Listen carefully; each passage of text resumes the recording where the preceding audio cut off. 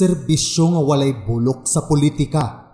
Mao kini ang nagkahiusang pamahayag sa upat ka mga mayor sa lungsod sa isla sa Camotes, kabahin sa klase nga pagpangalagad nga gipakita ni Gobernador Gwen Garcia. Kini tungod kay bisan pa man og dili sila kauban sa partido sa gobernador kaniadtong miaging piniliay, apan wala kini nahimong babag aron ihatod gihapon ni Gobernador Garcia ngadto sa isla sa Camotes ang mga serbisyo sa Kapitulyo nga labing gikinahanglan sa katawhan.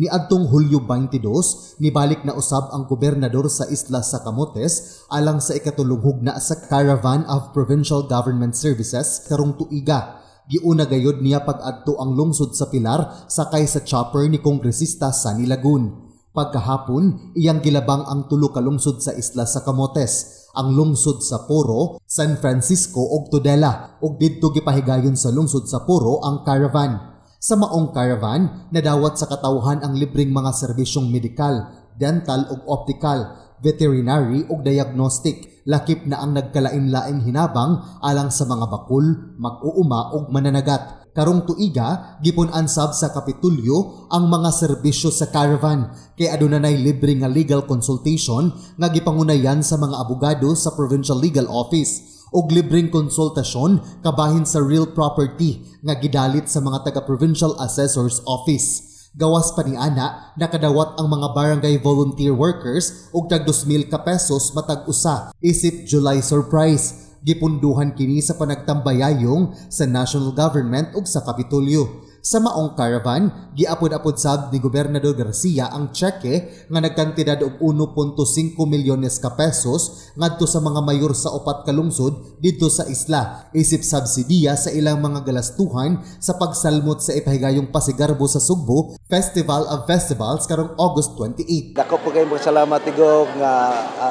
gidak-an niya karong tuiga ang kanang atong budget para sa atong Pasigarbo sa Sugbo kay klaruhay lang wala gyud ang pilar, wala gyud zero gyud sa kanakaron. In fact, siguro duha pa namong pag-appeal sa pagkakaroon, but we will participate o among ipakita sa tanang Subuanon nga doon na po'y among festival nga nag pasundayag Pasigarbo sa amo ang culture o amo ang mga inadlaw nga panginabuhi isip islahanon.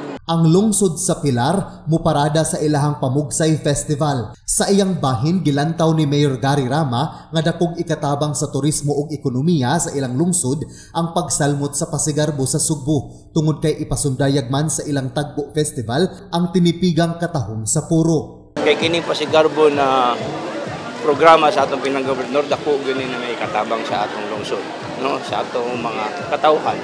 Number 1 ang pag-promote sa atong lungsod. Generate og employment sa atong mga katawhan, no, kapag improve sa atong turismo. Mo support good me kay sa among tan-aw na nindot og maayo gyud na programa sa atong gobernador. Gawas pa ni ana, makat-un usab og importanteng mga leksyon sa kinabuhi ang kabataang mosalmot sa mga pasundayag, ilabi na ang mga partisipante sa Balanghoy Festival sa lungsod sa Tudela. The part sa mga bata sad ma-enhance ilang talent, no? Or ma-discover ang ilang talent through participation sa ato ang festival. Nakadayeg si Mayor Al Arqueliano sa lungsod sa San Francisco sa way kukaluya nga pagbadhas-badhas sa gobernador sa tibuok lalawigan, lakip na ang pagtabok sa dagat aron lang ikahimamat ang katawhan ug hisayran ang ilang kahimtang ug mga panginahanglan. Samtang siya nga nagsuri-suri sa kalungsuran, ato makita sa iyang panagway nga malipayon siya sa iyang gibuhat. So no wonder ngano nga di sa siya kapuyon.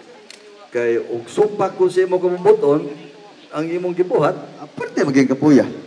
Pero tungod kay nalingaw ka sa imong gibuhat, kay nakita nimo pod nga ang mga tao nalipay pod sa atong gibuhat, muna hinungdan nga sigurado ko nga mao ginay naghatag nimong dugang energy. Uban sa taho ni Juanes Arong, John Granada, Balita sa Sugbo.